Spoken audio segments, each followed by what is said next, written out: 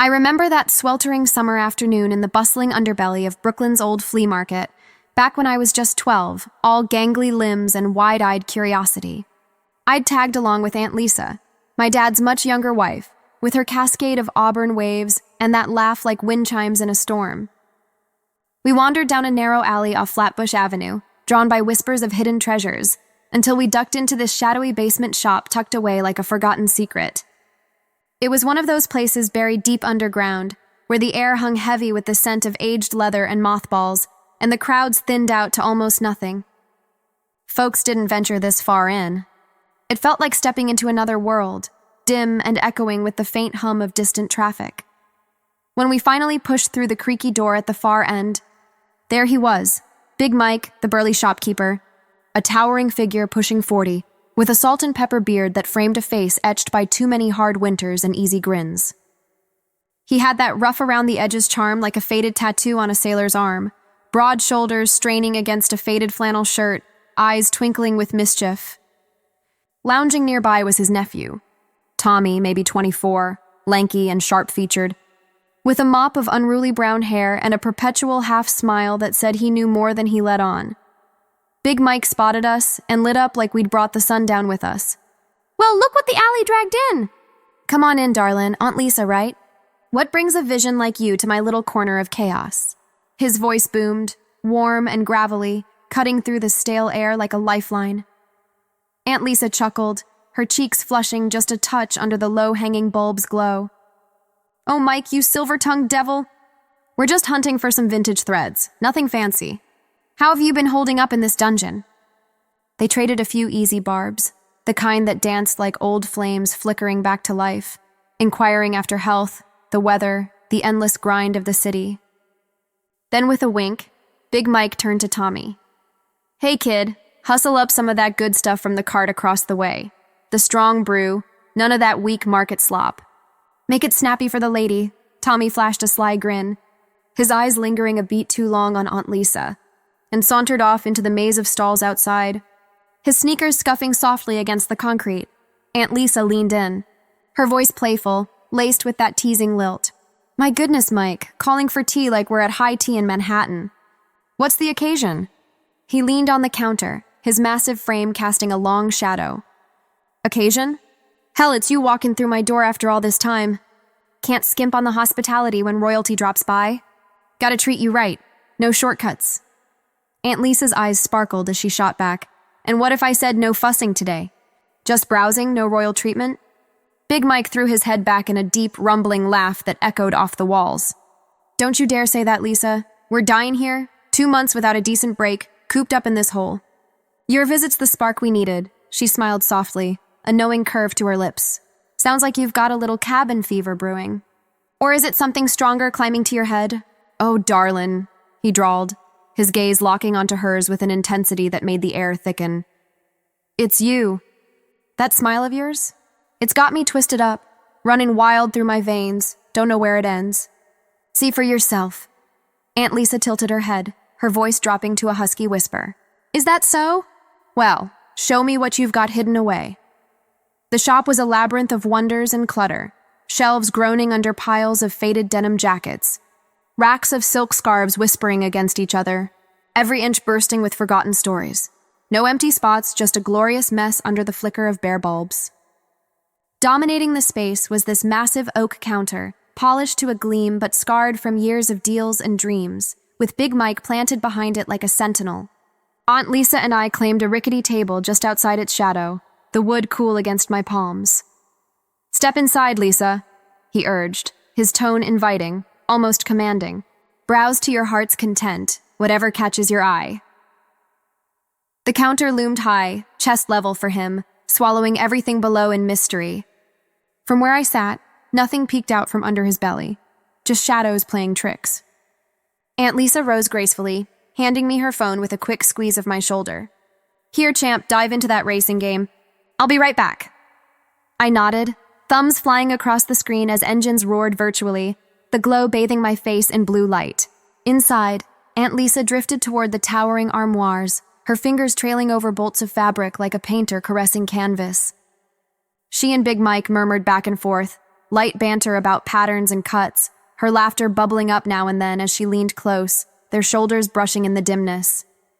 She flitted from shelf to shelf, a butterfly in a storm, now here, now there. Then, out of the corner of my eye, I caught it, a subtle shift in her arm, a rhythmic tug like she was wrestling with some stubborn knot, pulling forward and back with quiet insistence. Her breath hitched just a fraction, but she masked it with a casual call over her shoulder. "Hey, kiddo, if the phone buzzes, holler for me, okay? And if you spot anything cool, go poke around." I barely looked up, lost in my pixelated speedway. "Nah, Aunt Lisa, I'm good. Gonna crush this level." She laughed softly, the sound warm but edged with something breathless. "All right, focus up, speed demon." Big Mike braced his elbows on the counter, forearms like tree trunks, his eyes flicking my way with a conspiratorial glint. "If nothing out here scratching your itch, little man, check the bins under here. Prime stuff stashed away, gems waiting to be unearthed." Aunt Lisa paused, her gaze drifting downward. "You know, I was thinking the same, squatting down for a proper look. Might unearth a steal."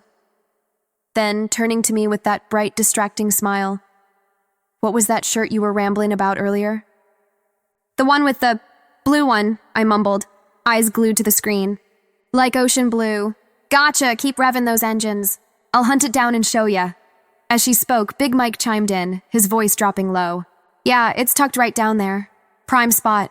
With that, the words faded into motion. Aunt Lisa eased down gracefully, settling onto her haunches on the right side of the counter, where a full-length mirror gleamed like a silent witness, angled just so it caught slivers of the scene for anyone paying attention. Framing her from the doorway, a partial portrait in the gloom. At first, I didn't clock it, too deep in my game, the virtual tires screeching. But then Big Mike's face shifted, jaw tightening, eyes half-litting, a flush creeping up his neck like dawn breaking over the East River. I glanced up, curiosity pulling me from the screen. His breath came in controlled huffs and a low murmur escaped. "Easy now? Nice and slow. Don't want no bruises, darlin'." She didn't reply, just a soft exhale, but the air hummed with it, the subtle rock of his hips, a gentle sway like waves lapping at a dock in the dead of night. Then came the sounds, faint, slick rhythms, her quiet hums mingling with his restrained groans, weaving through the shop like forbidden smoke, heart pounding now. I stole a peek into the mirror, shielding my eyes from his gaze. What I saw hit like a gut punch. Aunt Lisa, moving with him, her body undulating in that hidden space, shadows dancing in betrayal.